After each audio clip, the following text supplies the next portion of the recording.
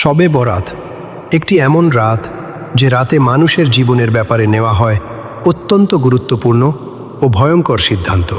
কে বেঁচে থাকবে আর কে এই দুনিয়া থেকে বিদায় নেবে তা নির্ধারিত হয় এই রাতে। কার ওপর সহজতা নেমে আসবে আর কার জীবনে নেমে আসবে পরীক্ষার পর পরীক্ষা।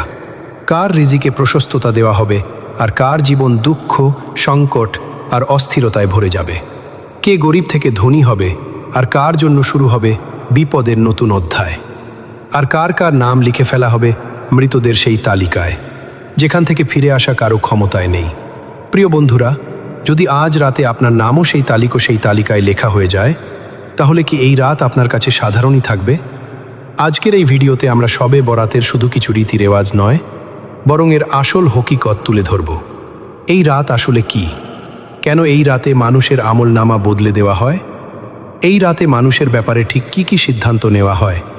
আর যদি আল্লাহ না করুন আমাদের নামও যদি মৃত্যুর তালিকায় লিখে ফেলা হয়, তাহলে কি আমাদের জন্য আর কোনো পথ খোলা থাকে, নাকি সব কিছু সেখানেই শেষ হয়ে যায়? আজ রাতে আপনার নাম কোনো তালিকায়, জীবিতদের না মৃতদের?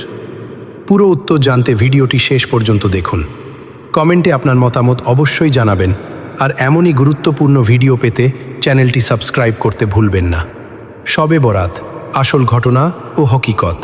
শবে বরাত অর্থ মুক্তির রাত, ক্ষমার রাত, ফয়সালার রাত। এটি হচ্ছে শাবান মাসের 15তম রাত। এই রাতে কি ঘটে? কুরআন ও হাদিসের আলোকে আল্লাহ তাআলা কুরআনে বলেন, এই বরকতময় রাতে প্রত্যেক গুরুত্বপূর্ণ বিষয়ের ফয়সালা করা হয়। সূরা আদ-দুখান 4। অধিকাংশ মুফাসসির বলেন, এই আয়াতে ইঙ্গিত আছে এমন এক রাতের দিকে যে রাতে আল্লাহর পক্ষ থেকে পরবর্তী 1 বছরের গুরুত্বপূর্ণ সিদ্ধান্তগুলো লিপিবদ্ধ হয়। কি ফয়সালা হয় এই রাতে? এই রাতে লাউহে মাহফুজ থেকে ফেরেশতাদের হাতে নোটিশ দেওয়া হয় কে আগামী 1 বছর জীবিত থাকবে, কে মৃত্যুবরণ করবে, কার রিজিক বাড়বে বা কমবে, কার ওপর সহজতা আসবে, কার জীবনে পরীক্ষা, অসুখ, কষ্ট নেমে আসবে, কে গুনাহে ডুবে থুবে থাকবে আর কে তওবার মাধ্যমে মুক্তি পাবে। এগুলো চূড়ান্ত সিদ্ধান্ত নয়, বরং শর্ত সাপেক্ষ ফয়সালা। তাহলে মৃত্যুর তালিকা কি বদলানো যায়? এটাই সবচেয়ে গুরুত্বপূর্ণ প্রশ্ন। হ্যাঁ, আল্লাহ চাইলে বদলাতে পারেন।